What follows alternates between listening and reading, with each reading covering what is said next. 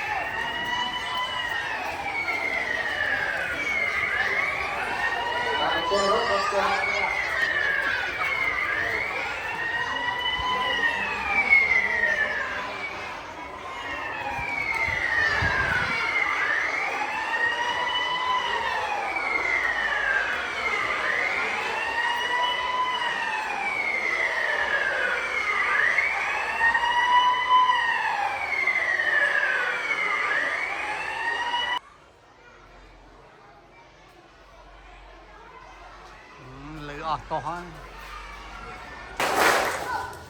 បាទចឹងយើងរត់មិញហ្នឹងគឺបានហើយយើងអត់ងាយចឹងណាហើយក្រៅនេះគ្រាន់តែគ្រូបងយើងចឹងគាត់ទៅណាពេលមែនតើយើងអត់ចេះរត់ជាប់គ្នាមក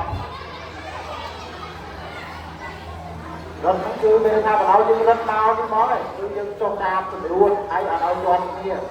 ជួនកាលគឺណាđây đó màដាក់ទៅស្លាប់យើងហ្នឹងរត់ជាប់គ្នាហើយចឹងសាបាត់នេះតាទីបានទី2រួចរត់ដល់ទីបានទៀតបើតាមជួលទី5រួចទីបានទេបាទទី3ដល់ទី3ចុះមកសិនទី3ហើយថាទីប្រមាណទៀតទី6ហើយទីបានទៀតទី4អត់មានឲ្យ3ខែនេះសម្រុកមក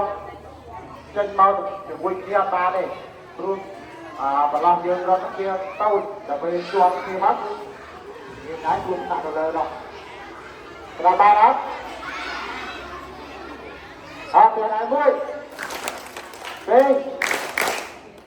ចឹងរត់មកគឺចូលជួរចឹងអត់មានឲ្យរត់ទៅផ្ទះហើយក៏រត់ឆ្លងរបងទៅណាទៅណីអត់ទេដល់ពេលដែលមានបញ្ហាមួយពេលដែលគ្រូចុចគឺរត់មកចឹង